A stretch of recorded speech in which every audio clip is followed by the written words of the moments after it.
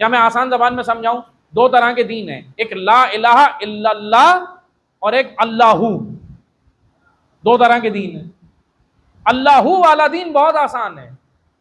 اس میں کوئی آپ کو کچھ نہیں کہا، بلکہ آج کے زمانے کی مثال دیتا ہوں، اللہ والا دین اپنائیں، امریکہ آپ کو مسجدیں بنا کے دے گا، اسرائیل آپ کو امام بارگاہ بنا کے دے گا، کوئی مسئلہ نہیں ہے، وقت کے باطل کو کوئی مسئلہ نہیں ہے، لیکن ایسے ہو جاؤ، وہ وقت کا باطل یہ کہہ رہا ہے کہ بھائی دیکھو آپ اپنی عزاداری میں، اپنی مجلسوں میں، اپنے ان چیزوں میں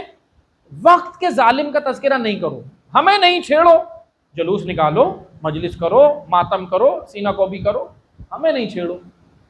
ہم جو حکومتیں کر رہے ہیں ہمارا اقتدار ہو، اس کو نہیں چھیڑو۔ لیکن کربلا